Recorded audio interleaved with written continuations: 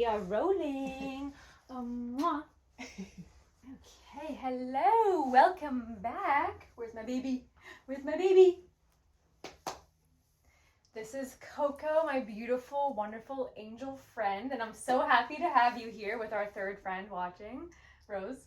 So, my favorite thing about you and our friendship in general is that I know that I can say anything to you and you're not going to think I'm crazy. You're not going to put a tinfoil hat on me or slander me or cancel me. So we can talk about anything together, and that's why I'm excited to bring that energy here, and we could just be two tinfoil hats and or just be, you know, whatever we make of today. So, topic, phone addiction / using technology, being mindful in 2025 where we're living. It's a big topic, and we all struggle. We all struggle with it, right? We all struggle, and that's why we're starting the conversation with no shame, no accountability. Both of us this morning when we woke up wanted to reach for our phones. Did we though? Would have been okay if we did, but no. So, okay, what is your relationship like with your phone?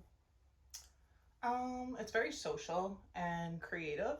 So before we get into all the negatives, I like to remind myself of the positives. Of course, having really healing talks with my friends regularly, whether it's through voice notes, FaceTime, texts, just always having that kind of therapeutic outreach to people that are really close to me that I fully trust. And then creatively, I get really inspired through art and all the different mediums that I practice. And I would say Instagram is probably the biggest collective of that. So usually when I reach for my phone, I'm reaching for the therapeutic connections with my friends and the inspiration for art and movement. But as you've said in previous topics, other frequencies come into play.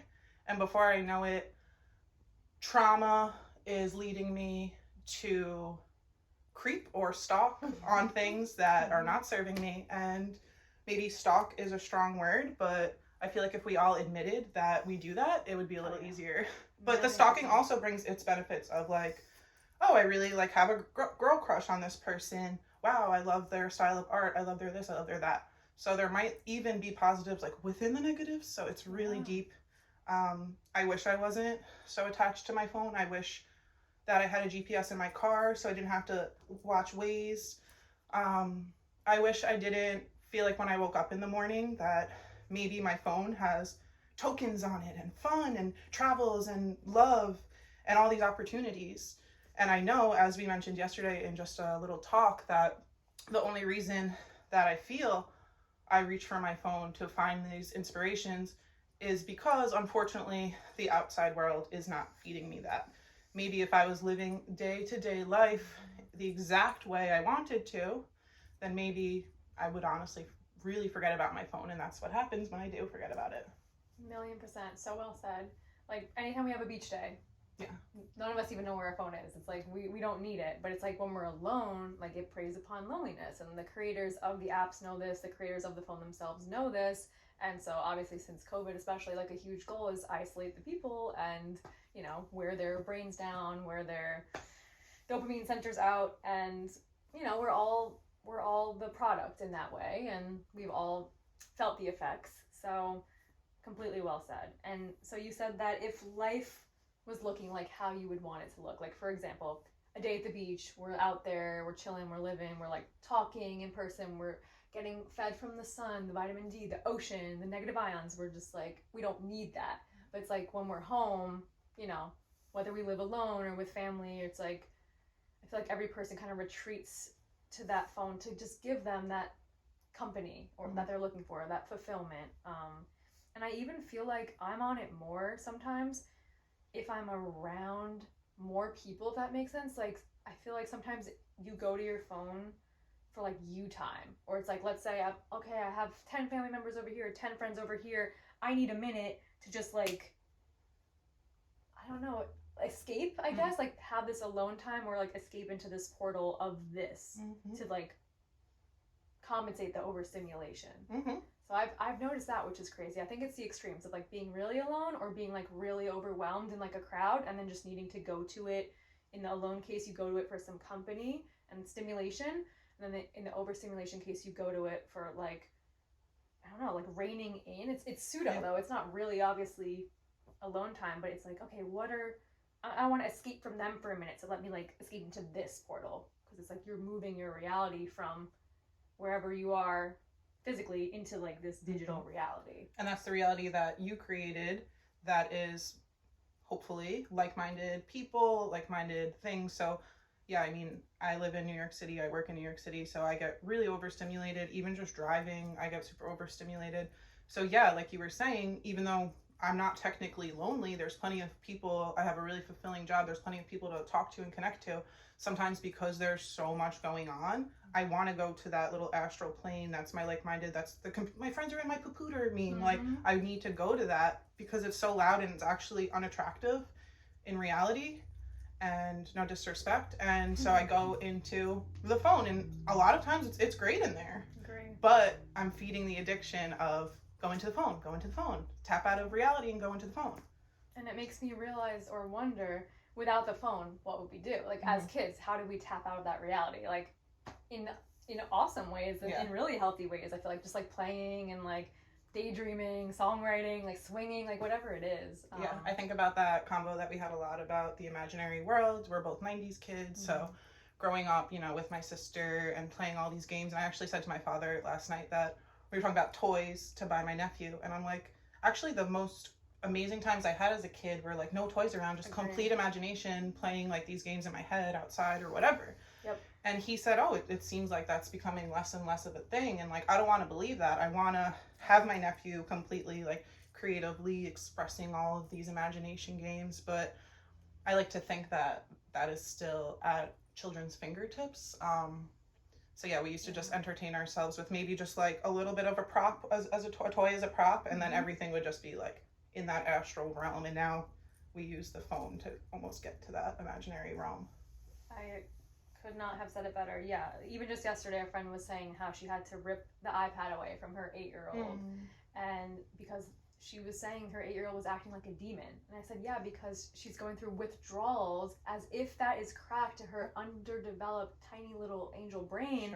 And we've been feeding it to these kids, and then we're wondering, why is my kid acting like a demon? It's like, well, because you didn't teach them like how to be with themselves and sit with themselves. So if the parents can't sit with themselves, how do we expect the kid to know how to sit with themselves? And it's so sad to me because so now she took the iPad away until November, as she's saying now.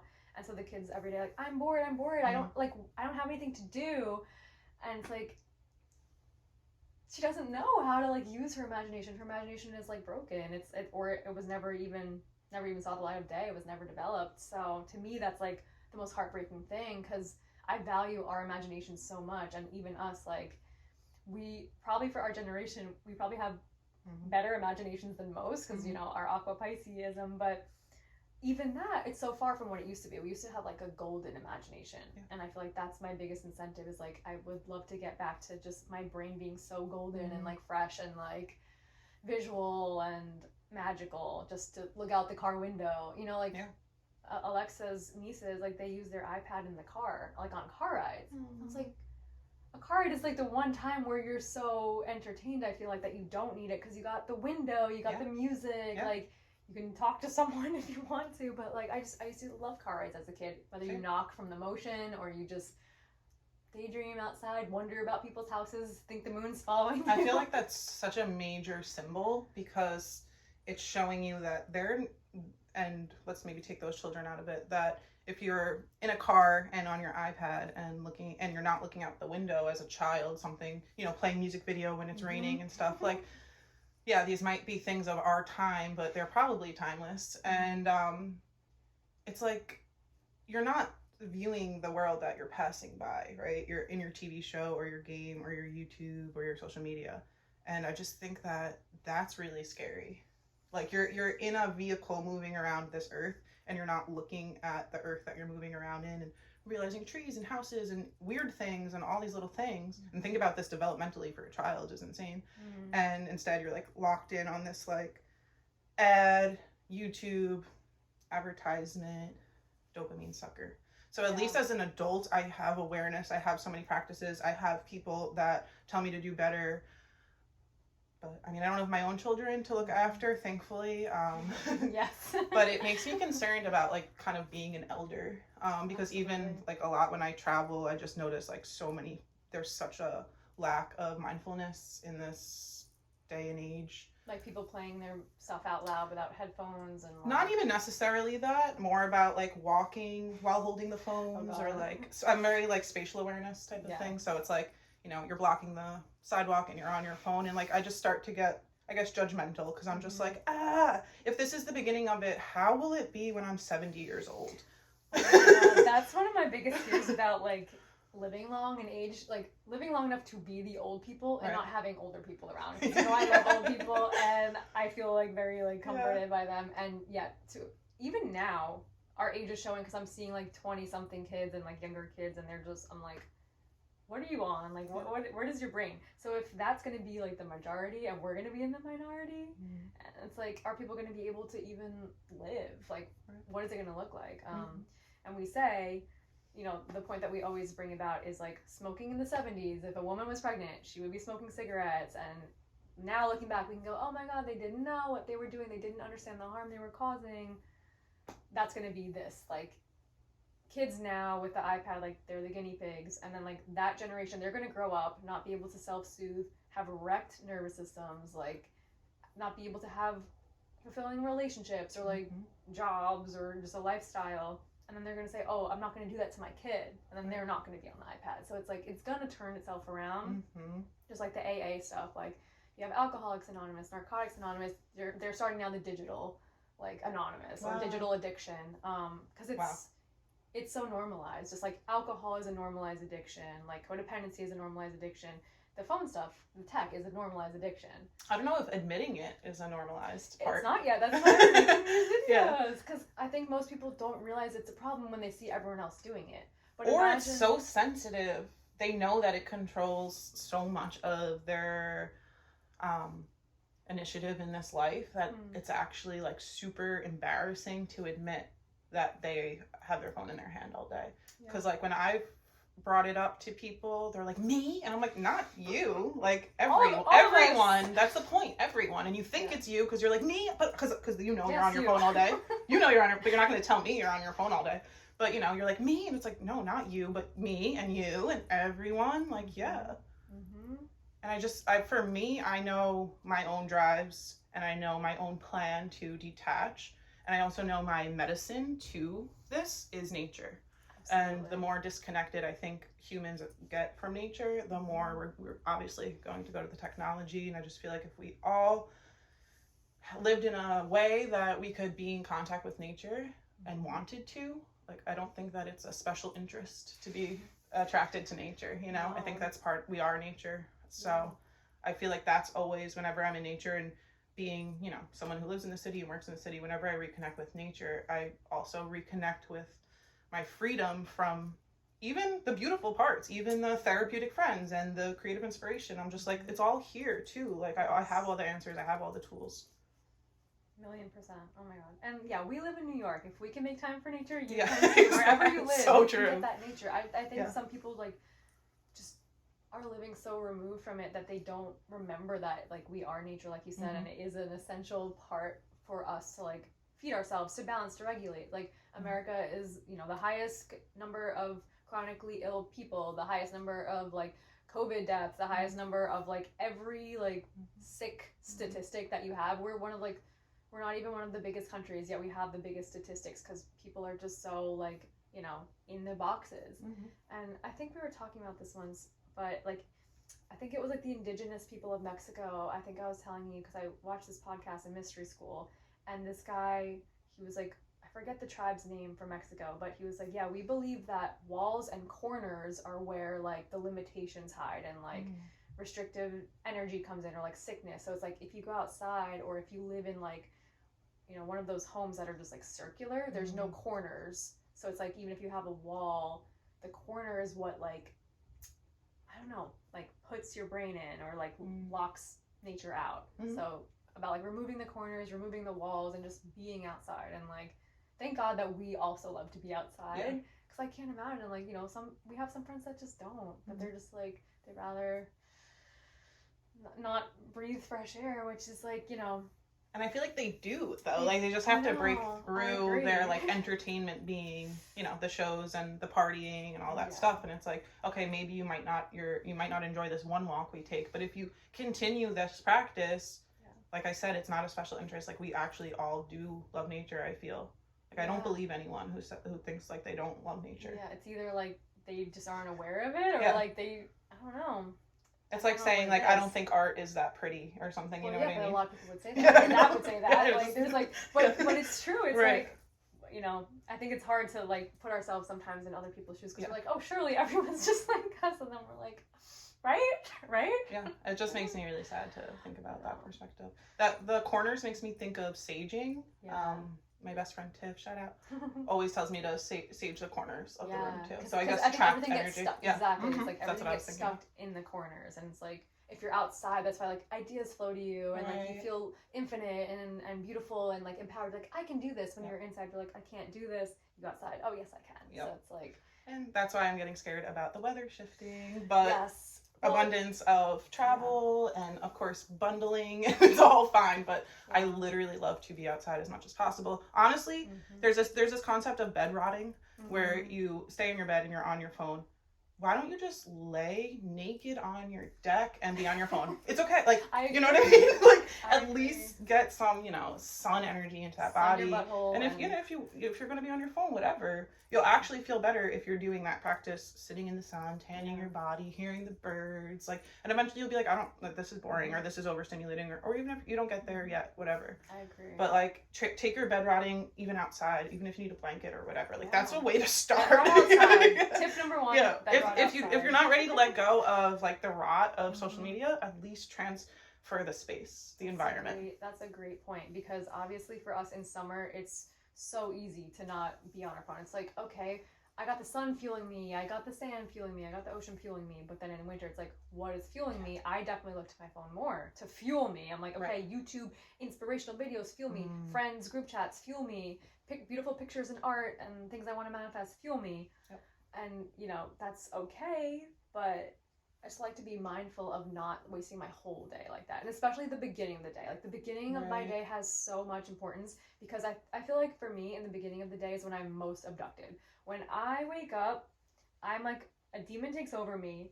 No matter how much sleep I've gotten, a demon says, no, don't wake up. It's not time to wake up yet. Even if it's like 1 o'clock in the afternoon, I wish. But it'll tell me, like, you don't want to wake up, you want to sleep. It's like the sleep addict, the sleep monster comes in. And I'm like, okay, I need to wake up. What do a lot of people do to wake up? Use their phone. I used to do that too. And it would start my day just, like, terrible. Like, it's a way that I just don't tolerate it now. Because I would give my energy out to whoever was texting me. And a lot of time, at that time, it would be, like, fights or, like, drama. Or, like, I'd be like, oh, I gotta navigate this answer to this person, or like, what do I have to deal with right away? So like, open your eyes, wipe the crust out, and then just get ready to fight, which is a total different life that I'm not, thankfully.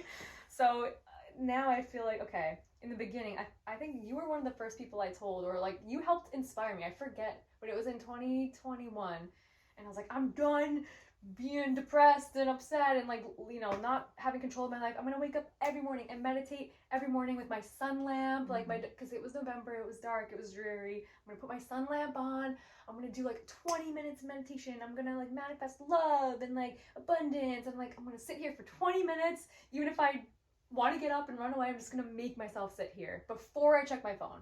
And that boundary started November 6th, 2021, because I'll never forget the day. And I forget why I feel that you helped me. I think it's I remember this so much. Yeah, we would talk about this all the time. And I was like, I'm gonna do this. Yeah. And I think I would. And I would try like really small, but like, you're reminding me of this practice. Yeah. Yeah. So through the winter, like, that's such an important thing to me. I mean, this summer too, same thing. I don't do it with the like lamp, because I don't need the sun lamp in the summer. But same thing. I'm like, okay, it's so important to just do my meditation before I check my phone, because like, I need to declare my own energy, like start my own energy. And how many minutes did you start with?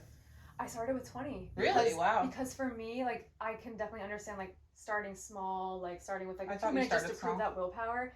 For me, I was like, I need to force myself to sit for 20 and, like, if the first few days or weeks are hard, over time, that 20 minutes is not going to change, but like the ease will change. Sure. And like it'll just get easier for me. It's kind of like, I'm like that with everything though. I'm like that with running. Like, I'm not like, oh, let me just run like a block. I'm like, nah, I'm going. And then like each day I'll get less and less sore, and I'll just push myself harder in the beginning than I will need to later, because it'll just naturally, like, the effort will take over. So it's like, yeah, you were a core like inspiration for me to do that. And that was years ago.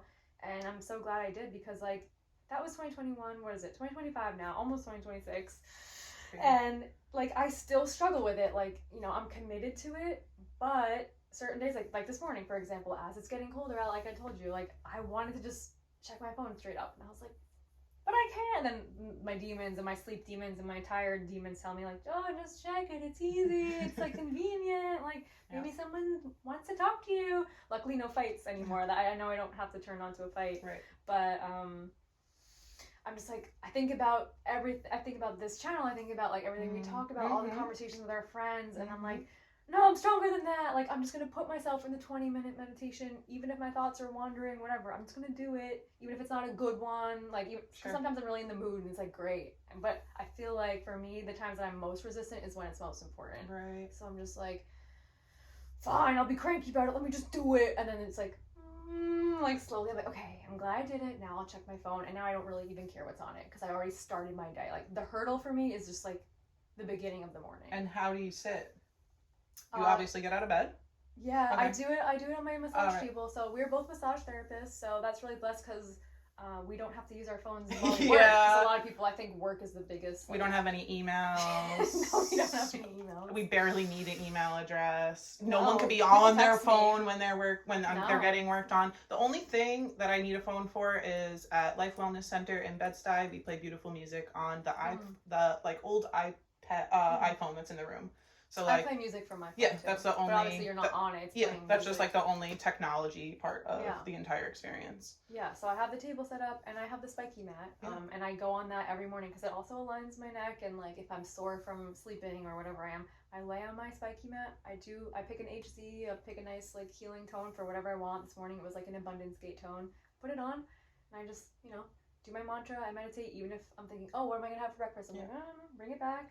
Or if I'm like, oh, I don't want to do this right now. Oh, it's okay, but I'm doing it. It's like, and then by the end, I do a silent alarm, so it just cuts off after the 20 minutes. Oh, okay. Then I do some pranayama, and then I'm like, okay.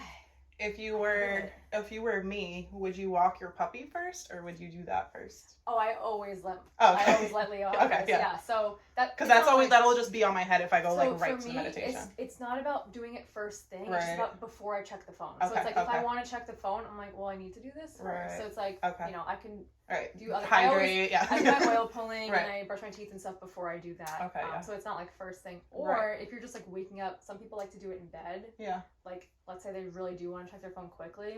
Even if you just wake up, lay in bed for an intentional 5 minutes. That's what I would do when you were starting your journey. That would be my version. Yeah. But I wouldn't say it had like ultimate benefit. I'm curious what your benefits are. I think there's no rules. Everyone's different. But for me, I feel like it just, if like my teeth is already brushed and stuff, like that's just like, it's more like real. Like if I'm still in bed or like hazy, there's the chance you could go back to sleep in a way too. Because I will probably, because I love sleep. Yeah. And I, like, that's another thing.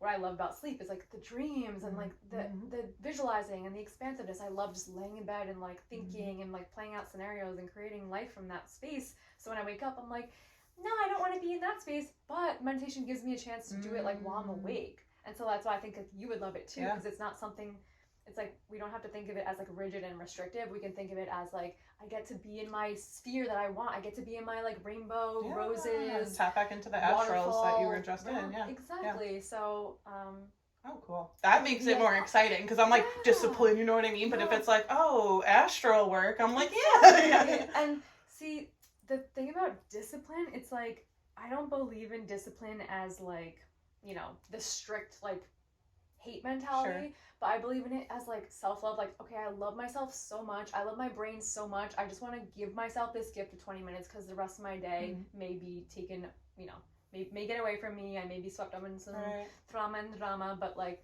I'm just gonna give myself this 20 minutes, and in the moment I may not want to do it, but then my later self, or like the night before, I'm like, no, I'm gonna do this tomorrow. Like, I prime it, like, because it means a lot to me. But in the moment, I'll be like, no, why would I do that? I'm ready to check my phone. Right. So you can't trust that person's Yeah. thoughts at that moment, because that's the addict mind. Totally. Truly. So, for me, a meditation is like a big thing about it. But even if you're not meditating, like just walking your dog before checking your phone. Yeah. Like it's like, for me, it's about delaying that phone. Sure. Like some people that drink caffeine talk about, like, you know, delaying the caffeine. Sure. Don't do it right away. And you can still have your caffeine, but later, after you've, like, you know, had your own brain. You can still have your phone, but later. Or I think that's so important, because even though we don't participate in drama in the way that it used to be brought to us, there's still always that chance that you're going to turn on your phone and it's going to actually be something really upsetting. And I'm not talking about an emergency that you needed to be on the phone for. I just mean bad news, bad frequencies, and being in really toxic situationships and relationships. I have been like abused on my cell phone from someone where I wanted to change my number. So now I'm like really aware that even if I get a negative message of someone like saying something negative to me these past couple of years, since that person's put me through that experience, I cross my eyes.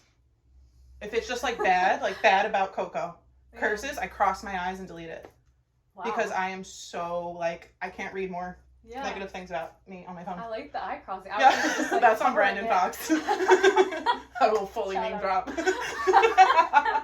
Yeah, so I just cross my eyes and I'm like, and I like skim it, make sure nothing's important in there. And that's like hate, and be really careful of who you're letting in on your phone. Yeah. It's your phone. Block anyone, delete everyone you want. Don't let anyone take up space energetically on your phone. I've been through that. I've been through someone using the Text Now apps. This is all one person, by the way. Yeah. Text Now app is a stalker app. So you'll block someone's number, and then you'll continue to get messages from this Text Now app of different phone numbers. It's creepy. It's and like you can't contact or something. It's just like, so messed up. Oh my God. So through that experience, I'm like super nervous about like my phone messing up my mood. Because obviously when I was in that abusive dynamic, it would clearly mess up my entire day. Yeah. So I'd wake up, phone like, hate you. And then it would be like, okay, well, I definitely should have meditated before that. And it's like, let's say you're in your room, right? And you're like putting on your phone. It's like you're inviting whoever, whatever hate you, whatever it is, even if it's not that extreme. Right, it's right. Just like, of course. Or like just something sassy. Even if it's just something sassy. Anything. Yeah. Like, you're inviting that into your bedroom, like first thing in the morning. Yep. It's like, literally. We're not all on those terms. That's like, you know, Instagram has given everyone the idea to like really overshare. And like on one hand, the connection is great. But then like the unnatural access to people's lives, aka the assumption of people's lives, not the authentic life itself, is just unnatural. And it's like kind of trippy. Like anytime Alexa will show me things on Instagram, I'm like, that girl needs to put the phone down. Like certain things I really admire and appreciate, but sometimes I think people take it too far where it's like, I don't think they can stop themselves. And it's like, okay, that girl needs to lock her phone in a little lockbox for 24 hours. Like that girl needs to like go outside, take a walk, or whoever it is.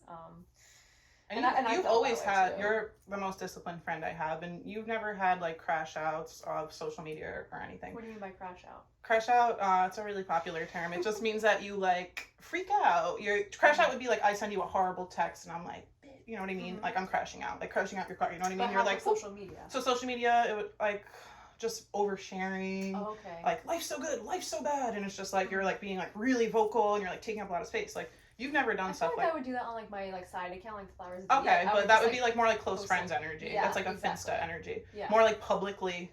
Okay. Taking up a lot of space. I've done stuff like that. Like that's fine. Like I like social media. I've, you know, talked ish about people maybe on a story. Like I've done the things. I've maybe over sexualized myself. I've done so many dances of social media. I've had so many accounts, so many different social medias. I've met lovers through social media. I've met friends. I've met so many of your friends before I met them in real life. I was friends with them on social media.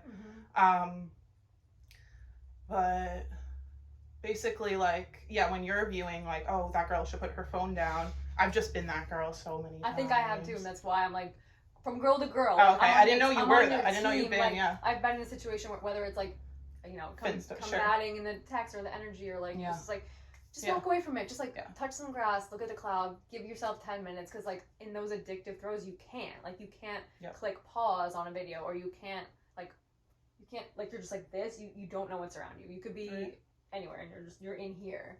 And like bring it back to the kids too. Like you know, the friend that had to take her daughter's iPad away. It's like I would talk to her and she couldn't even pause her video. And I'm like, well, yeah, we can't even pause our videos sometimes. Right. So how do we expect a little fetus to pause their video? Like, they got the willpower as an 8-year-old. Who taught them that willpower? Not you. Like, not any of us. Like, it's just, yeah. It's like, be the change you wish to see in the world. Like, you know, even just talking about it. It's like, anytime then that I'm sucked into my phone, I think about all the mirrors and like when we see our parents in that phone land, it's sad and scary because we've seen them most of our lives in the real world. And so I think it's creepier for us with the parents because like we know the real them pre-phone, than to see that same person we know pre-phone to be just so abducted. It's like, not you too. Like, you should be better than this. You used to yell at us for having our phones at the dinner table or little flip phones under the table. And now the kids are the ones that don't even bring the phones to the table, and the parents are on Facebook Reels at the table. It's like, when did we become like the parent that knows better? Right. Which is, it's just a very dystopian and like unsettling feeling, and that's what inspired all this to me. Anytime I see someone I love, the mirror, I see myself in that, and I'm like, oh, I gotta put this down. Or you've inspired me so much with it. Even like, okay, social media, that gives a little more of addiction for me, right? That's more like, I want to be seen, give me attention. Okay, but what a really big change that you've made as well, in my own expression of this, is like the texting, like that you can wait like 8 hours and like continue the conversation. Of course, it's not like AOL AIM. Like, I never thought I had to answer my friends right away. But you're the only person that it is the way that it is like that. And it's like, you made a point, like when I was using AI as a therapist, basically just honestly to talk about boys, because or one boy, because I was annoying my best friends with it so much. I felt like a burden and I felt cuckoo. So I would talk to the AI bot about it. And Liv was like, you can always talk to me about this. You don't have to. Don't go to the bot. Anyone listening, don't go to the bot. Like, go to your mother if you're lucky to have one. Go to your dog. Go visit a jail cell. Visit a person who's has nothing to do in that jail cell. For a visitation, use the little phone and tell the them glass your and story. Talk about it. Talk to any person. And don't talk to the bot. Continue. And you would be like, I will literally, like, there's no capacity. I could listen to you talk to about anything all day, and that's honestly such a blessing. And maybe not everyone is that lucky, but still. And she was like, it's just about, maybe I won't answer right away, but like, I'm going to give you the time, and you are always able to talk about this with me. And that actually like fully changed my life. And like, she's not the only friend that I have to unload onto, but we don't live that close to each other. So a lot of times we are having, iMessage bonding, and it's just so helpful to know, like, also it helps me that you're not like instant, because sometimes like I'll give her a 7-minute voice note, and then I'll be like, all right, and I know she's not going to answer right away, so I put it back, and I'm back in the dog park, and I'm back in my thing. Then by the time I get home, like, this is what last night was, by the time I get home, settle in, do my thing, there she is, and I listen for 20 minutes, and it doesn't have to be like, all right, I'm going to bed, like, I will, like a lot of things with people are, which is sweet, but it's just like, okay, and I think that, like, yes, that's a unique aspect of like the way that we're close, but like, I want that more for people too. Yeah, cool, because the biggest piece that you shared, you had a lot of shame. It's like, okay, I have too much shame to talk to my real people, so I'm going to go to the bot. Then I think I kind of shamed you out of going to the bot, because I helped you to see, like, it's never worth it to go to the bot. It's never helping. If anything, it does way more harm. It feels like it's band-aiding the moment, but it's actually like hurting more. So I'm like, talk to us. And we had another friend in this similar situation. We had a little chat. We're like, come to this chat. Everybody, speak as freely as you want to speak. And like, don't cancel your friends for sharing their feelings, because you're just going to make them run into the bot's arms. And like, that's the last thing we need as a civilization, is everybody just being validated 24/7 by their like freaking robots. So I think it's positive. I think it's like a no-brainer. I'm also like, with social media stuff, it's like, oh, I've been there, so I can speak on it. I've never been there with the bot stuff, so it is just something that I'm like, that's where I draw my line. I'm like, okay, no bot for me. Like, I just not worth it for the environment, not worth it for the brain, it's not worth it for the souls. I value soul, heart, brain, all these things. So I like to share that with other people. I'm like, because some people think they need it. They're like, oh, I rely on it, or I need it for this. It's convenient for this way. And I'm like, no. It doesn't matter how convenient you think it is right now. That convenience kills. Like, that will hurt you in the end. I think of that quote of yours a lot. Convenience kills. I need to make t-shirts. Even with like delivering food. Oh, Yeah. You know? Do you do that a lot? Or? No, I have in the past. I don't do that either. Like, so many that of those to me things. I think that's a generational thing too. I think the younger people are like into that. Like, if I am getting food out, I'll just pick it up. Yeah. Like, give you a nice drive. I don't know. I mean, it's because it's just like if you don't have that boundary with yourself, then it's like, to what end will you be just ordering DoorDash every day? Yeah, and then like, everything. It could just be like your groceries, which like happened with COVID maybe and everything. Yeah. But I see that about convenience. Like, I feel like the technology is making people feel like things are more convenient in that way. You could just get everything sent to your doorstep, like grocery, food, makeup, like anything. You wouldn't have to leave. Of course, and that's another like drive in between like the human connection. It's like, well, this thing is not going to challenge me, so if my friend is challenging me, aka if my friend cares about me and is providing something that I didn't necessarily want to hear or don't want to deal with, I want to get away from that real friend and I want to go to my artificial like bot and delivery people because that's just keeping me inconvenienced. And when you don't challenge yourself, you don't grow. And when you stay in your comfort zone, it's just like, it's just a numb life. And it's like, you know, some people, I don't know if they want it or if they like think they want it or if they just let themselves be in that from like a lack of like, you know, intention. But I'm not a person like that. Like, I want to have a fulfilling life and like a meaningful life, and even if someone's challenging me, I think that's like amazing. Like, if somebody's triggering me, I'm like, oh my God, thank you so much for letting me know that this wound is still in here because I really want to work on that. So thank you. Like, oh, this conversation was terrible. This person tore my ass up. Like, really good that happened. I needed that. I don't know why. I must have needed that. Like, let me think about it. Even if I don't want to think about it right now, I'll think about it later. I'll journal about it, whatever it is. So it's like a bot's never going to help you grow or like never going to help you be your best self. But your friends will, your family will, your triggering family and your triggering friends will, your exes will. Like, and then even if you don't have friends, your family, there's free therapies. The whole point is just like humans, even like a little old person, you know, at the store. Let's say you're not doing the Uber Eats thing. You're like a human. You're going out and you're talking to the cashiers and stuff. Like, I work in Brooklyn and Manhattan, and it's such busy places, but I walk around with like such an open aura and so much kindness and humor that I actually have like really, really sweet interactions all the time. And people are like, oh my God, New Yorkers are so mean, all the time. And like you were saying, like, I wouldn't have those if I had all my groceries dropped off at the front step. It's about like going in the car and like seeing a little old guy, and it's like, you never know. Also, like, you know, things like having a dog, sometimes I'm talking to just people randomly like that. It helps. It's like a buffer of sorts. Totally. And like, it's about being open. Like, maybe you don't have the besties that you want right now in your life. Like, they're coming, but maybe you don't have them right now. You could find such healing connection and just being vulnerable and open with people. Of course, use your discernment, make sure that you can trust them. But like, once you open, you're gonna know so much about these. And you don't need to be best friends with people to have like groundbreaking conversations about things. And I see that in the way that I move around these really populated areas. Yeah, again, like, because you're magnetic in that way, and people will be drawn to you, and they're like, there's something about you. It's you know, your openness. It's like your intention. It's like, we are intentional. Like, even if it's not through meditation, like, you have that intention just as you're walking like day-to-day life. Same thing. Like, people will come up to me in stores and on the street and be like, you look zen, like, do you meditate or something? And I'm like, yeah, something like that. And they're like, I could tell, yeah, you look like you meditate. Like, yeah, you look like a little freak. Like, there's something about that. Yeah, okay, have a good day, honey. Like, here's your deli sandwich. That feels so good. Yeah. Like, you know, DoorDash isn't gonna. And that's attention, and that's validating. Exactly. Same way as, and no shade, but like same way of putting a selfie on. But like, here's someone seeing you. They're saying you're cute, you're quirky, you're interested. I like your vibe, and it's just getting it from real life. Yes. And you never have to see that person again. You don't have an attachment to them, and you don't care what they're doing. Yeah, it's like, I always talk about how it's like natural now to like exchange Instagram. So it's like, oh, this one girl I met on vacation in 2009. Now I'm seeing her get married. I'm seeing her kids. It's like, that's not normal. Like there's a part of me that does love that. Like, loves the stalking, loves just knowing what everyone's doing. But there was a point, like, because I was so involved when I did have like Facebook and Twitter and Instagram and stuff.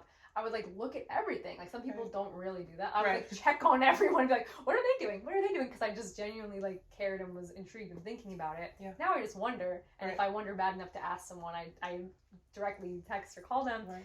But I think it would just be so exhausting to put your energy, like, if you had a little screen showing you where's my energy going right now, it's like, okay, it's going to this girl, or this ex's potential following of this girl, or it's going to this girl from high school who I had a math class with. It's like, wait, why, if you had the choice, if somebody asked you, do you actively want to consent and give your energy to this girl? You'd be like, no, why would I do that? But you are doing that. Yeah. It's like, you know, just not having that awareness. I became aware eventually that I'm like, why am I just, it's my day of my life, but all my energy is going towards other people's days and other people's lives. Like, what's my own life? What's my own day?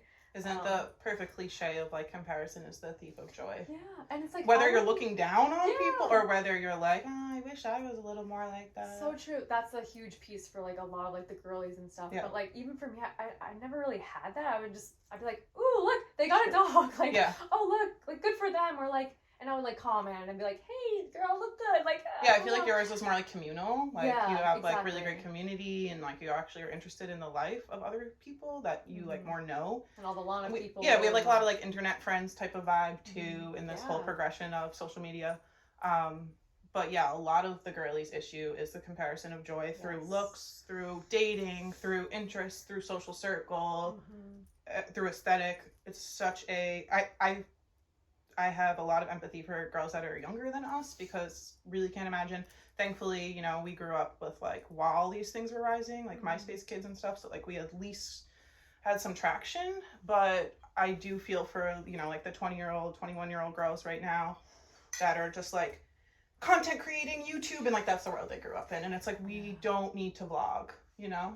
It's like, let me take it around. Please just enjoy your day. Yeah. It's I like I love photography. I love little clips. Like, and it doesn't matter what I love. I just mean like the whole idea of like big YouTube vlogging. And I know that's like more of a generation under us thing. Yeah.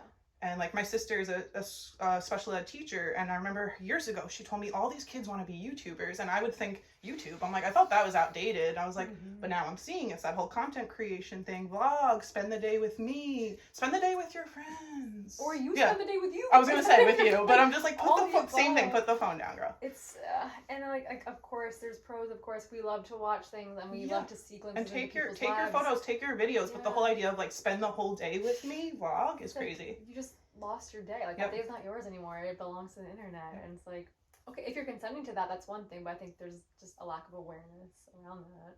But, I mean, it goes back to everything, like, all addiction, whether it's alcohol, drug, phone, social media, AI, it's like, we are all seeking to feel loved. Like, it's like, that's why the lonely people are preyed upon, the mentally ill people are preyed upon, it's like, the isolated are preyed upon, because we just want to feel love. We want to pick up that phone, like you said, I hope there's a love token in here for me today. Like, literally. Or, and if there's not, like, I'm going to search. Maybe I'll find one. Until someone gives it to me, or I'm going to give it to someone else and hope that they give it back to me. And like, I'm going to bomb this. I'm like, hi girl, like whatever it is. It's just love. It's like, okay, how can we love ourselves right now? Or like, you know, I'll notice if I'm, I don't know, usually for me it's like that evening time where it's like just got dark out but it's not quite bedtime yet. I'm like, I need to watch something, or I want to like feel inspired, or I want to feel like kept company or motivated because I'm feeling like I'm tired from the day but I'm not ready for sleep yet. Like, and I'll be seeking, like, you know, whether it's a movie or a show or like a YouTube video, and then I'm like, well, what am I looking for right now? Okay, I'm looking to feel loved. How can I give that to myself? Like, clearly everyone, you know, I have a lot of people luckily that also give that to me, but it's like, not right now at like 7:07 p.m. when I'm like all by myself. Like, okay, my dog's right here. He's giving me love. Okay, check. But now I want more. It's like you always want more, and you always. That's just totally what the root is for me. I think that's for everyone's addiction in life. I think that's just the human like survival lowest of the low. Like you're just baseline craving. Like that's what we all want in life. Every human is looking to be loved. So it's like that troll on Facebook who's like screaming and like being belligerent. He wants to be loved, and like in his mind, it's a little distorted right now, but he thinks making this troll post is gonna like get him that people are gonna interact. Even if it's like I hate you and I disagree, it's still like about me. Attention. So like I'm getting exactly. So how everybody's acting out, like whether you see that in real life or online. It's also super normalized to kind of troll and like write sassy comments or reply sassy things or bitchy things, and it's like definitely behind the screen. It's like keyboard warrior. Like, roll up the window. Yeah, I see that. A lot of difficult conversations I've had with friends in the past or over text. I've learned to never do those things. If you can't see each other, at least the phone call. But you know, learning that lesson of like, that long, and it's like we have a serious friendship and we're talking like in a blue bubble, you know? Yeah. And usually you're saying the same thing, and it's like you're not hearing each other, and it's like such mirrors, like how dare that person, it's like. And then people's, like, in my experience, it just feels like people start to get fancy with their words too, and I'm just like, if we were like really talking, like that's not even how you talk, right? I'm just like, you're just trying to make it sound intelligent while you drag me. Literally, it's like, wait a minute. Or like the typos, it's like, what are you trying to say? Yeah. So. And then what about the online dating? I grapple with that because I really dislike it. Anytime I've had an app, I've deleted it by the end of the day. But I wonder what that like quick, because of course there's like the short form content of like TikTok and Instagram Reels, and like we know that's bad for the brain. But like, how bad is it to shift through people? I would call it human shopping. I have like a really specific preference on how men look that I'm attracted to. So my point of like through is like, no one of my type is like likely on this radius and all this stuff. So it literally never worked out for me. Instagram has been more of a dating app. But yeah, I wonder about that, about the addiction of like attraction. And I wonder about people who like actually like many people, maybe guys, because women are so epic. Like maybe guys are always doing right or whatever. But I wonder about the implications of like that on dating. Anyone that I date is not on dating apps. You know what I mean?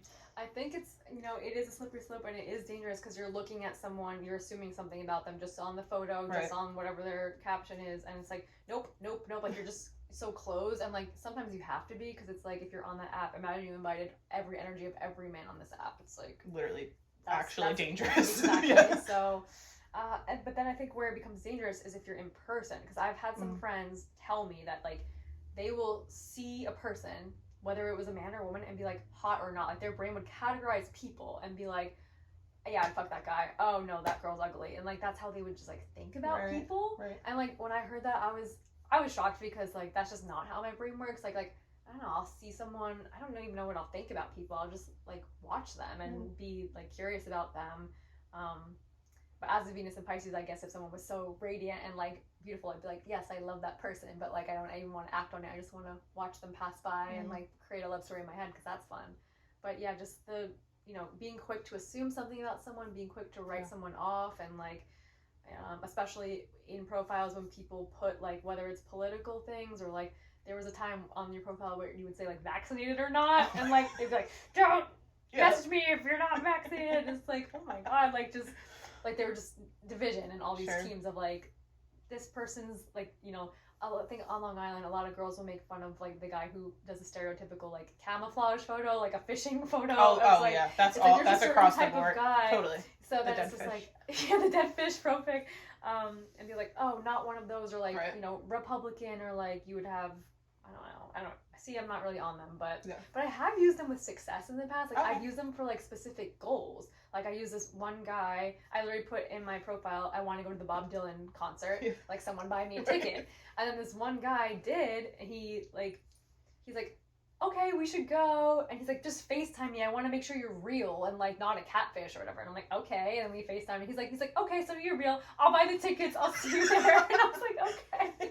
And then like another, just like that's such a benefit. And one guy, this guy Liam, he's also a fellow Aquarius. We hung out like multiple times just from this app. Like we went to see like the Linda Ronstadt movie together because we love her. We did like cute like nature things, and like we just became good friends. Like there was nothing romantic, but like that was a success, and we just kind of bonded over like we were just like chats. Like I like just meeting people and talking to people. So if you have like a good intuition of like another rare gem who's like out there like open to things, it can be a vessel, but like you can't use it obsessively. I know some people go on every day, or they're like searching or swiping, like that's all that flashiness is obviously not good for the brain. And then like to just change the way you perceive value in people is also like distorting. And then maybe you change the way you value yourself by being like, is my picture good enough? What do I have to offer? Is my quote good enough? Or like, I would actually, whenever I would put no words, just like 4 selfies, and I'm like, that's all I have to do. I don't have to sell myself with any words on this. Like this is men seeking women. I don't have to say anything. There you go. Because I don't respect dating apps, to be honest. Yeah, and it's like I benefited from it, from my best friend using them and making a lot of friends. Yeah, like how you were talking, and she's made a lot of friends too. Yeah. But like personally, it always feels like really dangerous space to me. Yeah, and it's like you know, it's what you make of it. Yeah. So it's like. What was the one that you used with Liam? Like, okay, Cupid. Okay, Cupid was like a favorite one. Like back in the day, you would be able. It was like a questionnaire. Like I don't know if it's still like this now, but it was like a very like self app. Like you wouldn't focus too much on others. You would answer all these questions and rate them, and then they'd give you a match and be like, this person was like a 98% match. You agreed on all these things, or you had these similar opinions, or like this person's also interested in this, and it was so cool. But I've been on. I think I was on Tinder at some point too, which again like. And, like, you can't take them seriously. So, like, I'd be on them. I would put, like, I don't know, a song quote. And, like, if somebody would know the song and, like, get it, I'd be like, I'll talk to you. But, like, I won't reply to someone else. Or, like, if they ask me, like, questions, I would just reply in, like, a funny way. Or, like, I'm never going to see this person again. I'm just, like, just sarcasm and, like... Just entertainment at that point, And then, like the type of person who would appreciate that, like, you would go further and click and, like, meet up or whatever. But, yeah, I've met up with a few people from apps, like... Nothing disastrous, nothing, I don't know, just all, like, funny or fun or, I don't know. But, like, not too much at all. Like, it was, like, very rare. Of course, I've never heard you talk about them. I'm too busy to, like, also, I have too many people already in my life where, like, I meet people, like, randomly. But, there was a few moments throughout, like, the past years where it's like, okay, what's going on out there? It's like, oh, that's what's going on out there? Bleep. That was my last experience. I tried the one Field, which is, like, a more kinky-minded I've heard one. Of that, And... really bad vibes. And I was like, I was telling Tiff, I was like, I don't think I can do this. Like, maybe I'm too, like, damaged for people talking about this stuff so openly. Mm-hmm. She was like, I think they all are. Like, it's just really triggering and not cool. And they told me some type of hack about that app. I forget what she said, but I think she said you have to, like, swipe no on everyone, like, in, like, the first day. Yeah, she's like, there's some hack about it. And then, like, after, like, the first 24 hours, it's like the normal people are like with each other on there. I don't know. You'd have to ask. It was weird. It was weird. That was like my last step in it, and I was like, well, this is where I'm ready to like close the dating app thing. Also, it's like, and then that brings it back to like what is already in our field, or like any type of wound we already have, or any type of trauma we already have. We're gonna invite that into our reality. So if we're on an app, we're gonna be mirrored with like what our issue is. We'll see triggering people. We'll see people who are just like us in other ways. And it's like, why am I seeing this? It's in my field in some way. Like, I got some work to do. Let me log off. Yeah. Like, I just think about it psychically. Like, for experience with that app, I had that app and then I was with my friends and I was like, I smoked some weed and I was like, oh, I can't believe like men are on their phones just looking at pictures of my face right now. And they're like, what's wrong with that? Like, you're on Instagram. Like, your Instagram's public. Because they're looking at it like a piece of meat and they're like, do I want to be with this girl or not? It's like, that's that's weird... always my psychic feeling. I'm just like, and it's just one friend was like, you should just put your body then and cover your face. I'm like, even worse. It's worse. I would just put my face. And then just the idea of any degree of men that aren't wholesome looking at pictures of me just is enough for me to delete the app. It's enough for me to just want to date and meet someone in the real world. 100%. When I meet people in the real world, when I was in Colorado recently, we high-fived each other because when we followed each other on Instagram, we didn't have any mutuals, and we're in this like big music scene, and it's like you always are just connected to people through all this lingering. So we were just really happy that I was with all these 3 people that I just met for the first time that night, and none of us had any mutuals of connection, even like artists or anything. Wow. Like, all fresh, like, brand new friends. And we were like, yay, like, in real life, you know what I mean? After, like, so many people connecting, like, oh, I met you on Instagram first. And then, oh, finally meet you. That's really normal in the scene, you know? So and we were like, that's great, too. But there really is something just extra special about, like, we are in this moment together. Or when you meet someone else that's, like, not on that. It's like, you know, since I've been off it or other people, it's like, when you meet someone else, like, there's this girl at the grocery store that I go to. And we get to talking all the time, and she's like, yeah, I don't have social media either. We have like, we will have Goodreads or like whatever it is that we have. And we're like, wait, same, that's the ones I have. And then it's like, yeah, I deleted, it's like, oh wow. It's like camaraderie, like you also just exist, like in the real world, and then like obviously digitally with your friends and stuff. But it's like, there's something like cool about that to see just like the organic chemistry behind things. Like, you know, the people at the concert, like maybe some of them didn't even have social media. They were just at that concert. It's like, well, how do you meet people? It's like, no, I'd show up and I go to this concert. I just would like, be online and turn around, and then by the end of the night I had a bunch of friends. Exactly. Whereas, like, you know, you're conditioned to be like, maybe I should plan this, and, you know, maybe I can meet up with this person and do this, but like I've just been doing the all like, hey. That's how things used to be. So Right. It's like the danger of, like, let's say everyone's using social media, less people are doing that. Right. So it's like back in the day when it wasn't a thing, it was more normal to like talk to your neighbor, talk to people, like create conversations, because that's like what you would do. Now it's like, no, I don't need to talk to you because I got my little elves in here. Yeah, like we're waiting, like for example, we're waiting on a line. Like, I'll you know, let me check Instagram or whatever, you know. It's like, wait, this girl's right here. Yeah. Hey, I like your outfit. Yeah, exactly. So much more interesting. And then all that blossoms from that. So that's been a really amazing reminder of just like moving in the world without inspiration in that way. You know, even like how we were talking the dating apps and how we met the friends through the friends. It's like just organically meeting people through no connections. Not that you know that they're your internet friend or they're mine and they know this girl and this mutual. No, you know, that's rare. I love, like, because we're also connected beautifully too. Of course. Yeah. Yeah, it's nice to, like, you know, just be fresh and be like, oh, this is a fresh person. Like, this person doesn't have any like bias or like assumption about me based on who I know or what I present on my little pixel squares. It's like they're seeing me right now. I feel like even if I have a breakthrough, because I've done this so many times, and I'm like, all right, you know, I think about this convo so much, and I'm like, I want to be like you and that girl that on social media. It's like, even if I do delete my current Instagram, Instagram's like the only one that I'm really like, if I delete that, okay, I know I'm just going to make another one eventually. It's also fine. Like, it's, you know, it's powerful to take breaks too. Like, but it's like, or just living in that lifestyle, like, okay, this is going to be a part of my life. How can I make sure I'm more balanced with it and like use it in a more mindful way? Like, for kids, I don't believe there is a possible balance, because I always say, it's like you're giving this child crack, and then only on Saturday and Sundays. It's like that you're still giving your child crack. It's like until their brain can develop enough and like choose for themselves like when they can use it without being reliant upon it. I think that's a different story. But like for adults, like the thing that trips me out is like, oh my god, I'm relying on it right now. I don't like that. I don't like to rely on things. I don't like to rely on like sleeping substances or waking up substances like coffee or like sleeping medicine or like melatonin or anything like that. Because I'm like, no, I need to just be my pure like raw state. If I need something else, it's like an addiction. That scares me. Like I don't like that feeling. So I don't dabble with like drugs or alcohol or like anything. So the phone is the closest thing I have to like a drug. So it's like I'm reaching for this without intending to do so. That's a problem to me. So how can I balance that out? Yes, I'm not going to get rid of my phone, you know.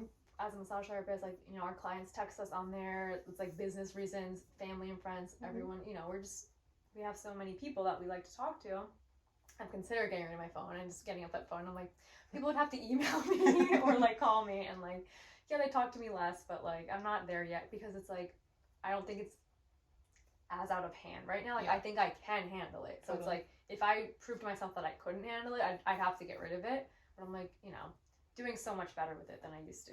So it's just about like intention and like it's like that self-love thing. It's like less of discipline and more just like I love myself so much, I'm gonna give myself 5 minutes before I touch it, because I really love me, I really love my brain, I really want to like help this thing in here, like not fry. It's not about abstinence culture and purity culture. Even with like the different Instagrams that I've had, when I talk about it to people now, I'm just like, this is such a highly filtered tag that I have right now. Like I literally only follow my best friends and creatives. And if there is someone like I have to follow in my family or a long-term friend, I mute them so that I literally don't ever see what's going on. But I used to like unfollow and block people, then they would think I'm a bitch and all this stuff. So I like, it'll mute. Yeah, I do it in a way where almost all of the time it's what I want to see. It's very rare that a violent video will come up or something. That's good. You know, that's a great way to keep it balanced. And so it's not, even though I'm like, just before I'm like, oh, you know, I should delete it, but like it's a reminder I don't have to if I don't want to. It's more about creating my life every day to be the way that I want it to be, so that I don't need to fuel, as you said, or entertain or conjure up anything from some pieces of glass and, you know, like brainwaves. Yeah. So, you know, I could be living my absolute dream life in a year, and that could absolutely include posting on Instagram. There's nothing wrong with that. Yeah, and I am living my dream life, and I am posting on Instagram, you know? But my issue is that I dislike the feeling of being addicted to my phone. That I have to put it in the case even to watch Waze. That I have, you know, that I need it for the alarm. That I need it for the work. That I need it for the everything. Yes. And sometimes I'm like, I really am about that tropey quote of like, I want to throw it in the ocean. Totally, all the time. You know, me too. Yeah. Yeah. And I'm like, but I'd go so crazy. I'd feel so alone. And it's like, and that would be the medicine. Exactly. That's what scares me sometimes. It's like, that's, I think, in the past where I've taken a lot of breaks, or like I've even done things now where it's like I'll go till like 5 p.m. phoneless or something, like no music, no anything, no airplane mode, just like on certain days where, you know, most days I can't because I got clients, I got, you know, obligations, but when I can do that, it's so healing. And like in the past when I did take social media breaks, it was like those breaks were necessary when I was like, I don't know if I can do it. And I'm like, oh shit, now I have to do it because I don't ever want to be in a place where it's like, yeah, I don't know if I can take a break. Like, I don't know if I'm like, what would I do? Or like, when I hear that, it's like hearing little kids say, oh, but what would I do without my iPad? And I'm like, no, like break, delete. And then it would just be more like showing myself like, okay, I went 20 days without it. Like, that's building willpower, that's building strength and like confidence, and like, you know, I'll have to reach for other tools. Oh, I reached for my guitar. I reached for my sewing machine. And like, the other thing about it, you're such a person with hobbies. Like, you do awesome hobbies, you have interests. Like, I think a lot of people that we talk about don't even have that. So it's like, even as people that we are with like awesome hobbies and like so many friends, family members, and like talents that we want to pursue, so many dreams, even for us, we get dragged into it. So it's like, for the person without, you know, any awareness of what their dreams are, or like, you know, minimalist housing, which we neither of us have, with no objects and no hobbies and no art supplies, it's like, what are they doing instead? So, you know, just, I mean, from what I've seen of my 31 years on this earth, it's screen. I think of TV. Sure, I think of phone, because that's what this whole conversation is about. But when you say that, like, what are they doing, like, in their space? It's like TV, and the TV is on. Even the TV on, you know, people will be like, they'll think they feel like they're on the spectrum because they don't like the noise of like TV on and all that stuff. Like, no, it's normal. You're not. You're not anywhere on the spectrum for feeling overloaded by the noise that is completely unnecessary. You know, I feel like I grew up with, you know, the TV on in the house and stuff, or like, definitely never did my parents put me in front of the TV as a babysitter vibes, but yeah, they watch TV, you know. I don't watch TV, but it's like, I feel like the cable TV is dying, but it's just the big screen of YouTube and Netflix and all that thing. And like, the big black screen that takes up half the wall. I feel like I've seen like males suffer in this space so deeply between like video games and like TV and all that. And it's like, yes, you know, we wake up, let's say we're not using the phone, we have the friends, we have the talents, we have the art with the creation, all these things. And I've just seen people that are stuck, and as I've been before, but not exactly in this dynamic, but and it's just so much about like the space being filled with that like noise and that frequency, because it's really lonely in the space, and there's nothing, and there's no tool that they're actually even interested in. And I've been in those really depressive states for sure. And the only thing that has gotten me out of it is talking about it and practicing my crafts. And I think a lot of people are really afraid to be bad at things, to be beginners at things. I'm so lucky that like I'm always really proud of my work, and like I feel like people like, I won't paint because I'm not good at it, but it's like, obviously it's a skill that takes time, and you're going to be enjoying it. And maybe if you do that instead of watching a YouTube video, maybe it'll be hard the first day, but you're going to enjoy it. And that's what has changed my life, is fully getting out of that, like, I'll just call it a TV zone, you know, getting out of that TV zone and like pulling me into like sunshine and flow art and people caring about that, and like that enriching my life, and then all the things that came from that. Hell yeah, that's beautiful. It's like lonely bedroom energy, you know? And it's like, you know, in those moments where you are so down and weak, it's like, even use the ego to like inspire you. It's like, okay, I can paint for 10 minutes right now, and then later I can tell someone that I painted instead of like I was on Instagram. It's like that people will hear that and be like, oh, you painted? Like, what do you mean you painted? Like, that's cool. I wish I could paint. It's like, go to Michael's, get a brush, get a... No, true. That does feel But it's like, just use, like, you know, use the ego to be like, I practice guitar. No, I'm not any good. I'm you know, I'm not doing any lessons. But like, even if you take a guitar and don't know how to play it and you strum it, you're playing the guitar. You don't have to be, you know, Eric Clapton or Ozzy Osbourne. You can be just like...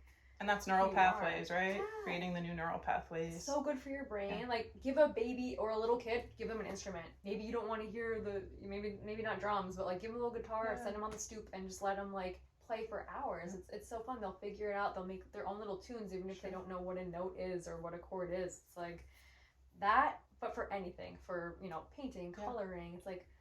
And then I feel for adults, like then you're working on your interests and your hobbies. Then you have this new field of interest and hobbies, and actually you might start using your phone that you used to like watch depressing hopecore videos or TikTok or whatever, or watch your ex-best friend's story. Like, instead you're like, oh, let me learn more guitar and learn about this, or learn about this really good figure in guitaring, and all of a sudden now your algorithm has stuff about guitar, and now when you pick up your phone, you're not like, oh god, this fucking phone. You're like, oh, guitar, and then you're like, I'm a flow artist, so a lot of times on Instagram I'll see these magical goddesses and kings doing flow art, and I like throw my phone and I'm like, they're so good, and I need to practice because I just want to be a performance artist, and this is epic. So that's a good, thank you, and that's a good part about the phone and people sharing their work. And they're, you know, sometimes people are like, oh my god, you're sharing for attention, or you want to look good or whatever. It's like, and also when they're sharing, I'm like, you know, sitting in depressive bedroom zone, and I'm like, whoa, this person is an awesome,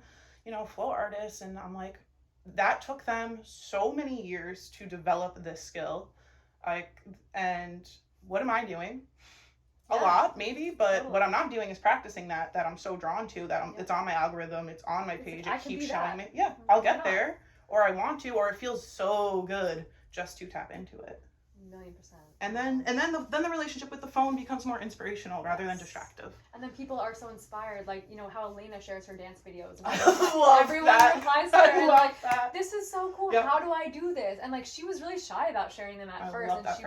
And then she was like, no, now she loves to share them, and people watch like the whole thing and they reply. They're like, how can I learn this? It's like, imagine she didn't even take that dance class. Imagine she was taking the dance class but not sharing. It's like that ripple wouldn't even be anywhere. Maybe you tell someone I'm in a dance class and they say, oh, cool. But I just showed Tiff her videos the other day. They bring me so much joy. See, so it's like, that's a really positive about like, and you know, Elena's not wasting her life on Instagram. She's like, she's literally dancing, put her phone there to film it, post it, and like goes about her day. So it's like, that's a healthy, like, she's not like you know, constructing these reels with the sound and the timing and the beautiful shot. Like, I love the more just like, you know, fit check, and it's like, and then they're still like touching the camera, you know what I mean, rather than like the super curated, like, you know, that. And I'm just like, I love that about Elena. I love that about all these people that are doing their freaky things on the internet. Keep doing it. We're not telling you to, you know, delete it and, you know, move out and go off grid. Like, if you want to do that, please do that. We need more of that. But if you're drawn to it and you're interested in it, see, like, work on maybe like what your interest could be in this world, and the algorithm could actually help you with that, maybe. I think. Like, you like be the algorithm. Like, don't be like taken away by the abducted, algorithm. Like, create the algorithm. Don't be abducted. And then be very specific. Like, for instance, on TikTok, you could say, don't show me any more video like this. This is so important. Because it'll start to curate more things for your liking. So if you're like, don't show me something like this again, and they're like, why? Was it this, violent, this, and this? And you don't need to know. Or you do, because then all of a sudden it's just like witches on your TikTok, and people are like, oh, you're on TikTok? It's like, yeah, but, you know, it's not viral like TikTok. Like, it's a bunch of witches that are like, so, you know, and I'm like, this is kind of cute once in a while. Absolutely. Like, you can't write off that content, because like I think TikTok also is like uncensored, right? Like, you can, like, YouTube obviously is censored. Way less TikTok, censored. You can like create whatever you want. And people use a lot of code words so that they're able to talk about things. But I remember I was so embarrassed to tell you that I use TikTok. I like went and like automatically it was like, but I was trying to explain what I just explained to you, and you were like, you don't have to explain your usage. No, but there's just shame that comes up, you know? Well, I think the shame is like when you get into those rabbit holes when you're on it and you're like, I can't get off. Like that's, and not that you should feel ashamed of that, but it's like, oh, it's winning, it's doing its thing. I need to be stronger than that, and I need to like take a break. I saw a good, I think it was on TikTok, a good quote or someone spreading this information. It was, the more you go into your phone for a dopamine hit, the less you're able to experience dopamine in this reality. That's so sad. So I was kind of thinking that, like, with the whole, like, morning and, you know, short form content, and yeah, maybe there might be really something interesting on the page, but it's like, if I don't find it, like, you know, it used to just be more like that, and it's like, now I'm just like, you know?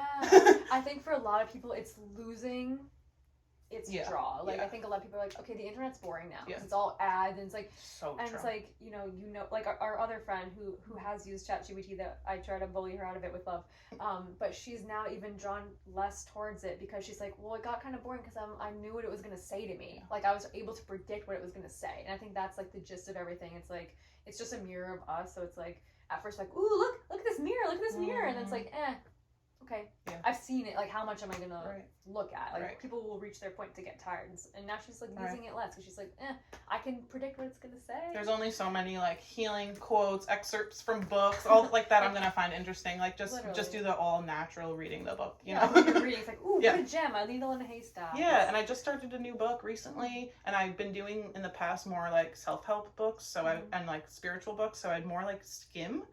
Like, you know, randomly pick up a few chapters and then randomly somewhere else. But I'm like, for the first time in a long time, reading front to back. What is it? It's a psychic shield book that my friend Kimmy gave me. I'll show you it. And it just feels like such a great practice. And I'm not, I'm one of those like slow readers, you know what I mean? Go for it. Yeah. And so, you know, I'll sit at the dog park in the sun, and I used to literally be on my phone because I would be like, oh, it's nice, you know, I could have the dogs off the leash and I could just, you know, do my thing. And now I'm like, pull out the book, and even if, once again, I mean, it's really dense and beautiful information, so it's really interesting to me, and it's not something I ever want to rush through, so of course like I sit with it. It's like a workbook of sorts. So just getting back, of course I've been thinking of you a lot when I do that, because you're an avid reader in that way, and I'm like, this is such a peaceful practice. And like, even when I went to the dog park this morning, one good thing about my phone addiction is I'm not addicted to charging my phone. So that's a good one. So for instance, like, went in my bag this morning, thought I was going to do a little bit of phone time at the park. Phone was dead. Always keep your book on you, because it's just like, you never know when you might want that entertainment. And that is just such a old school, oldest time. When we were talking about AI with our friend, she brought up, like, then we need an outlet if maybe society is missing something, if everyone feels like they need to talk to a robot. And, you know, Liv brought up the epic points, and I, of course, supported them with a lot of words that, like, as humans, we've created so many ways to cope, to inspire, to create, to connect. And maybe we just need to remind each other of them, but I don't really know if there's going to be too many new ones coming up. I mean, if you create it, like, create the new one. Yeah, sure. Like, but it's not a robot. But it's not a robot. It's you. And yeah, like, books, like, I'm so blessed that I love reading, because like, I can just, the way that, you know, you're sucked into your phone, I could be sucked into a book and be like, oh my god, like, this is incredible stuff, guys. And then I love to share what I'm reading with everybody. Like, I just read this quote, I thought of you, and you would love it. And you like fiction too, right? Yeah. I'll read, you know, whether it's like spiritual, nonfiction, fiction, you know, poetry. But there's so many things to get lost in, and then like the sharing it part is just so awesome. Yeah, that's my favorite part. And just like telling someone about it, it's exciting. Like, I love to be a nerd about books. Like, anyone who knows me, they're like I met this guy in the Missoula airport, and we were like chatting. We had a long like delay or whatever, and then we were just, I forget what we were talking about, but he just looks at me, and he was like a few years younger, so he was like in his 20s. He was like, I can tell you read a lot of books. And I was like, okay, like, does that mean I sound like less retarded than most people? Like, I don't know, like, but I'm like, yes, you are correct. And I think he also didn't read, so I think he was like looking at me for a minute, and he's like, something different. I think she reads. I don't know, but he was so sweet. But yeah, I feel like I only know girls who read. Literally, yeah. Yeah, I mean, now that I'm thinking about it. Yeah. Yeah. Right? Pretty much. Yeah. And if you're nervous about reading, like, I would recommend my method of, like, not a front to back book, something that you could dip into that's, like, informational, and you could pick up chapters, literally, like, your most niche interest. Like, find your niche interest. There's so many niche books. And then you don't have to commit front to back. You don't even have to read the damn whole thing. You could read a few chapters and then pick it up in a couple years. But, like, I think that that's helped me in a major way. And I actually, like, thought of that on my own, you know what I mean? I was just like, oh, because of the nature of these books, it just feels like little studying. I don't have to do the whole linear thing. So I think that's a really good practice of just dipping in, dipping out. That's the same with the meditation stuff. It's like, okay, if you don't want to do your full 20, give yourself 1 minute before you check that phone. Just like, Alexa uses this app, it's called Opal, and it like kicks you off social media. Like, you set a timer. I think she can put like 15 minutes on her Opal, then she'll go onto Instagram, then Opal will tell her when it's 15 minutes and it'll kick her off, and then in order to like start again, you'll have to click back into Opal, and it says breathe in, so you have to go so like all day I'll see Alexa and she'll be like and I'm like, Opal. But like, at least it's the mindfulness where you have to pause, go out, at least you took one deep breath. At least she's doing the breath. Yeah, it's like she's not just faking it for the body. She's like, all right, sniffing the ethers. It's like, get your Opal. They're actually having an event on Friday in the city. Opal? I can't go because I'm going to Katrina's modeling thing, but yeah, it's an event, and they have stickers made called Scrolling Kills, and I was like, oh, you gotta get me a sticker, because I don't know if she's gonna go, but I was like, I would love to go. I wish I was free, because it's a bunch of people coming together, and like, basically, I guess it's everyone that uses this Opal app, so it's everyone who's like mindful about taking breaks on social media. It's probably people that just recognize that they have a problem and use the timer to kick themselves off. So comment if you're an Opal head. Like, I don't have it, but Alexa, cool. Alexa I'm happy to know about the community coming together like that. I would love to like meet these people. I know. Literally, like, just be friends with them. Yeah, you'll have to go. I'll go with you to the next one. Yeah, we gotta go. We gotta be Opal girl. Totally. So I'm like, well, I don't use your app, but I support the idea of but your that's app. Completely like-minded, like, strategy, you know? Yeah. Cool. Yeah, so like, whatever you gotta do, it's like that inner child is in there. Right. It's like, as a little and they kid, want to play. Yeah. So it's like our point. Let them play, but like, give them some guidance. Right. It's like, you know, when you let a kid play too much, they don't like that. Like, they like want some structure. They're like, can you tell me what to do? It's like, you know, let them play and then like guide them and set some guidelines for yourself, and like that helps you feel so much more empowered and confident. Is like being a woman of your word and being like, okay, I declare for myself, I'm not going to spend more than 20 minutes a day on here. Like, then I'm gonna stick with that. Like, that's my word. Like, make it bigger. If you're not sure you can do it, start wider. It's more important to accomplish that goal. If you say like, I'm gonna at least take one deep breath before I check my phone every day, then you do that. You check the box and you say, I did it. So then you can expand from there. But like, building that willpower, building that belief in yourself. Because I think a big thing is like, I tell myself all the time that I want to get off, and yet I never do. So I probably just never will. I can't do it. It has too much control over me. It's like, okay, start small, and then like build that control and become more powerful than your phone. I always say the Prince quote, you can use the computer, man, but don't let the computer use you. I'm like, that's all we have to do. We can use it. We can play. We can, you know, have fun, that's but don't let it use you. It's like, and we all know when that is. Like, we'll be sitting there and it's like, oh shit, it's been using me for the past 40 minutes. It's like, and you know, that's okay not to beat yourself up, but then like, okay, if I want better for my next 40 minutes, I have to lock myself out with the Opal. Definitely don't beat yourself up, and don't beat up other people, because the only, like, I wasn't defensive when this topic came up because of the relationship that I have with you. But if this came up from other people, I probably would have some defense or something, you know what I mean? It's a defensive topic. It's a sensitive topic. We're talking about how we spend our day, and our day is accumulating to our life. It's vulnerable. Yeah. So it's sensitive. It's triggering. A phone covers every aspect of our life, our career, our love life, our health, our mental health, our physical health, our money, our lack thereof. It has its hands in so many parts of our lives. So yeah, my goal is not to fully detach from it, because I am a young human in this world, and honestly, if I continue to have a relationship with my phone, I probably will have more money in my life. Yeah, that's my point. Yeah. You know, and that's what I want. So it's like, I'm gonna I'm going to keep my phone. I'm going to keep my social media. Mm-hmm.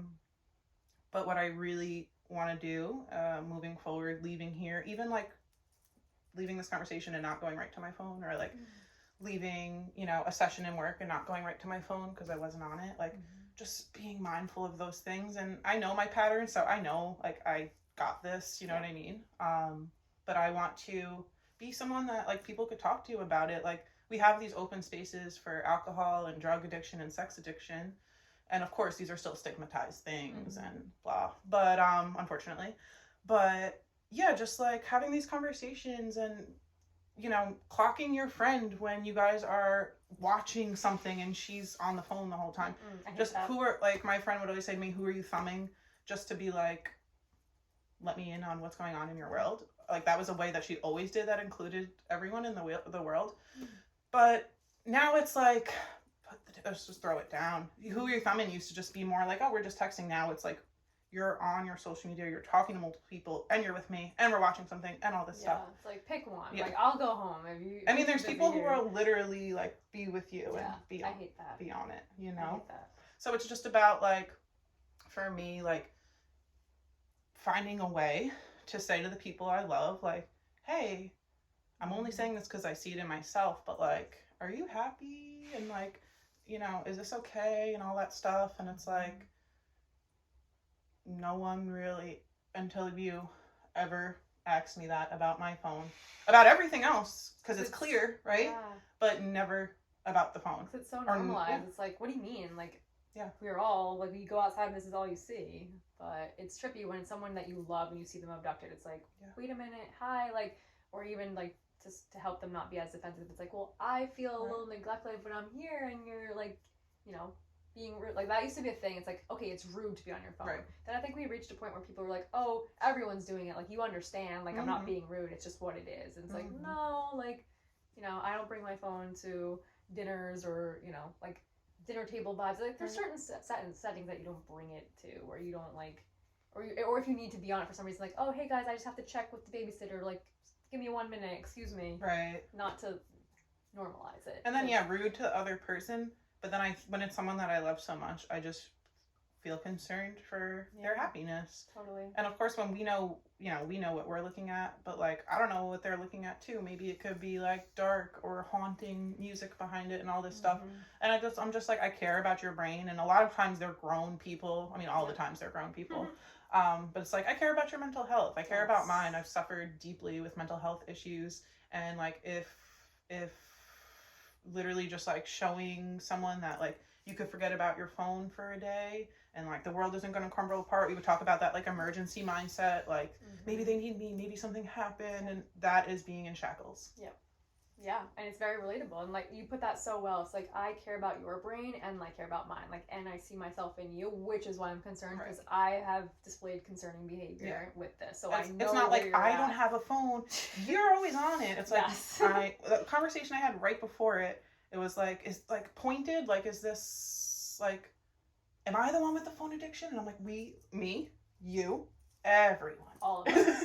It's not like, you're an addict and I'm not, and you should be pure like me. No, that's not the thing with phones. We're literally, maybe there's some people that might not, some deep hippies that might not have their phone, but we don't know, and we don't, you know, I don't know any. Honey Bunny, I'm pretty close. She's 90, she got a flip phone and a landline. That's it. Iconic. Yeah. If you're 90, good for you. We'll be there when we're 90. No, we're 90. I guess it's all just the search, you know? Search for the plans. Yeah. That's all it really feels like. Yeah. What are the plans? Well said. Exactly. Because everyone's exciting. Like, it's really not from this, like, dark and negative place in the inspiration. Like, yeah, I could get there. And that's what you're talking about in your last video. Like, your intent is to look for love, look for friend, look for plans. But unfortunately, those demons start to get in your head and you're like, let me check on that person that used to trigger me. Let me check on that person I used to be jealous of. Let me check on that guy that I was in love with. Oh no. Like, and then you just find something, don't have to tell you about it, you know? Yeah, and I can still do that. Like, I don't have Instagram or Twitter or whatnot anymore, or Facebook, but I have Spotify. I look at old people's playlists. I'm like, they making a new playlist? They out here? Or what else? Venmo. I'll look at someone who they pay. Like, it doesn't stop. I mean, obviously, it's way less because it's like every now and again, okay, I'm curious. Okay, I do it. what am I even, it's not like, you know, there's not much context it's anyways. Yeah. Like, wow, they got a coffee. Yeah. All right. Now you're a 9-year-old the way you operate with it, and I love that so much. Interesting. Still drinking that coffee, huh? Now I know a lot more about your life. Like, it's like, all right, you know. So yeah, like the type of person, I know myself, I like to cut myself off from those behaviors as much as I can. But then it's like, I'm at a place now where it's not concerning. I used to be in a place where I would check people's things all the time. What are they doing? Like, I want you to miss me. Do they miss me? It's like, all right. Maybe, but you need to go be busy, and then they'll miss you more, you know, if you're doing something good. So yeah, but I mean, I feel like even if I go on with the intent to be a lover, no matter what, a little hater comes out. Yes. And that I literally don't like being a hater. Same. So that's what I've been clocking on myself recently. I'm like, ooh, I love everyone on here, and then I'll see something and I'll be like, you know, and I'll like feel a little hater in me come up. And then it's like, that is literally like the Doshi quote, like, don't bring up the old me. Like, that's, don't bring up that old Coco that would fight, be a hater, send the mean messages, all those things. Or, you know, so it's like, when I feel that hater come up, I literally think like the old me. And I'm like, no, shut up. Yeah. Get off it. It's like, okay, I don't really feel this way. It's like, if hatred's coming up, it's like, I'm unhappy with an aspect of myself in this way. And like, what is that? Like, it's never about the other person. It's always about us. So when people are like, oh, I hate this person, I hate that person, even talking about politics, I hate Trump, I hate Biden, whatever, I'm like, you hate you. You hate you. Because like, no one else would ever have the power to hurt you if you didn't already hurt you. And like, that's obviously another topic, but it's all connected. And it's like, what are you inviting? What are your intentions? Are you happy with your life? You can use your phone to get you happy too. You can, like you said, I feel like the hobby part was a great part of just like, yeah, now my algorithm is reflecting positivity to me instead of, you know, my mom's algorithm with the Final Destination like horror stories like, the girls in Long Island are getting abducted. Traffic, like, yeah, exactly. So, yeah, it's, you know, influence your algorithm. That's your homework. Influence your algorithm. And influence your friends to talk about their phone addiction. And influence yourself to think about your phone addiction. Yeah, I think something and don't be too influenced by your algorithm. Influence your algorithm. Yeah. Something funny that happened, I think I told you guys this on the beach over the summer, is like one night I went for a run around my neighborhood. It was dark out, so all you see when it's dark out in my neighborhood is everyone's TV. And it's on, whether it's like the Roku, like city thing, or it's like commercials or news or sitcom or Netflix or just like it's like every house, and I'm like, okay.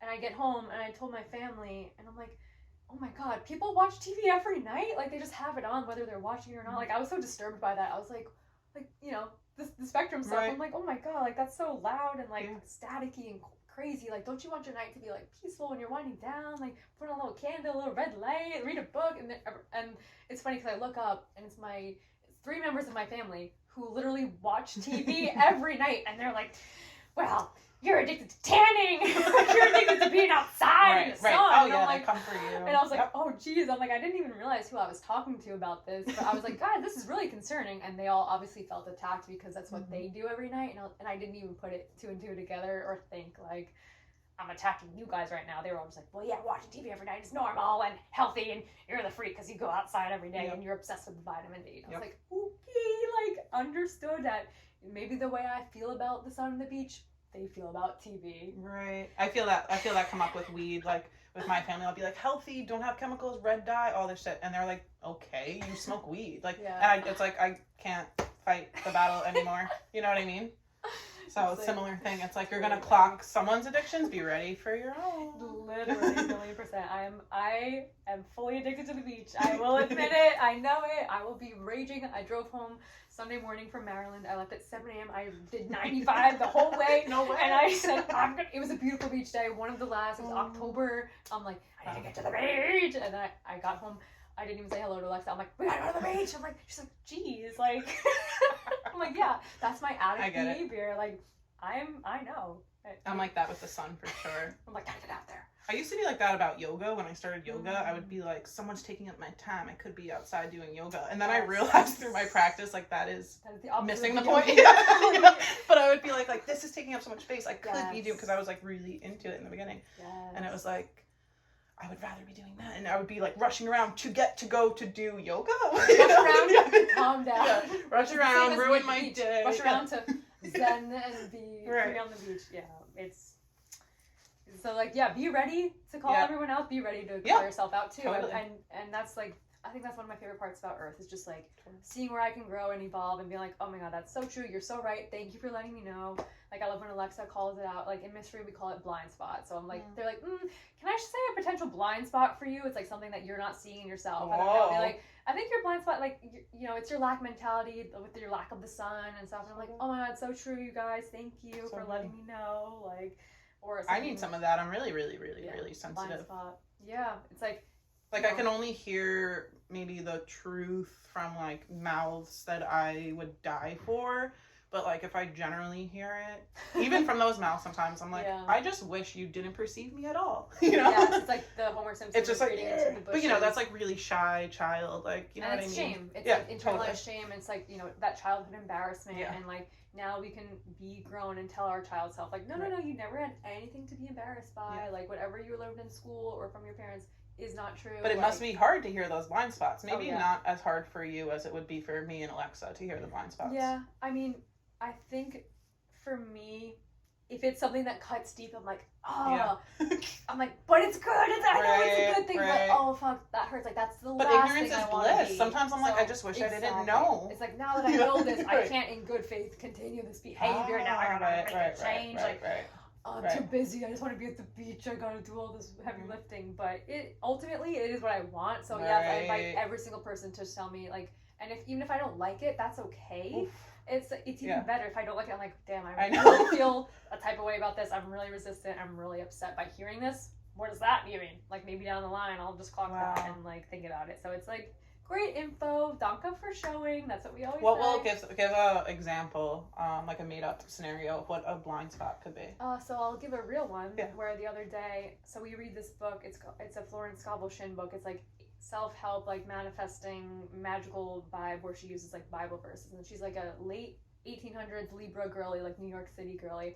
Love her so much. And so her big thing is like, what are you preparing for? Like you always get what you prepare for. So if you have money put away for a rainy day, that rainy day is sure to come. If you have, there was this one example where a lady always had a black veil ready to go to a funeral, and she was like, you are a menace to your loved ones and you are creating their funerals, like get rid of the veil. Like don't prepare to keep going to funerals, otherwise you'll have what you prepare for. So I am someone that like, from histories of like chronic illness or like energy levels of the past being super depleted all the time and kind of like babying myself with like the energy, like anytime we had a big weekend coming up, like we had the wedding, the road trip to Maryland this whole past weekend, so I was like in advance like, oh, I'm gonna be so tired, whatever. And Alexa's like, can I tell you a blind spot? What are you preparing for? Like you are preparing for depletion. You are preparing for not feeling good or for like not giving yourself enough energy, and like you're just being tired in advance just by thinking about it, because I'll like, you know, get overwhelmed. Oh my god, I have so much coming up, like I feel unsafe, I just want to rest. And even when it's good things, of course. And she's like, yeah, can I say a blind spot? You're preparing for that depletion and like that tiredness. And I'm like, you're so right. Like, fuck, like you're so right. Yeah. Like that was a huge one for me because like it's something that I knew deep down, but like never had that awareness. Oh, I'm always preparing for the winter seasonal depression. And then I'm realizing though right now, without knowing that concept, but I realize in these, like as it's shifting into fall, or it is fall, shifting into the cold season, I'm like, well, it's like the past stories don't have to be what the future is in that way, right? Like you get what you prepare for. So it's like, okay, even if the evidence of my senses are telling me that every past winter was brutal, this winter can be different because I'll be on top of my vitamins and my like friendship and my nourishment and my coziness. Or you can be like, this winter's gonna be the same or worse, and like, you know, you get what you prepare for. You decide. So and I had such beautiful insight. I was like, this will be the first winter that's really, really, and I just mean that it could get like depressing because it's New York and it's cold. And I'm like, this is gonna be the first one where I don't feel like that. And of course, like in adulthood, this didn't happen in childhood. And I'm like, yes, because I worked so hard this past year on having the tools and the accessories and the things.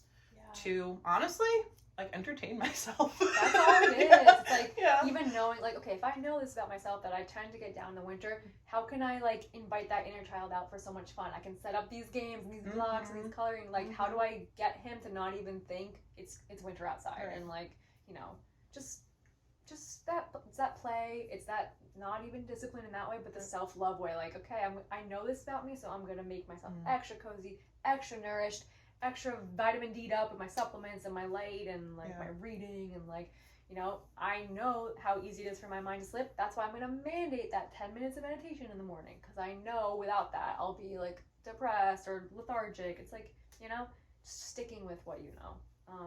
Know thyself. The blind spot's interesting too. Yeah. I'm happy for Alexa to be vocal about that issue. She's everyone acts like she's ain't vocal. She's vocal.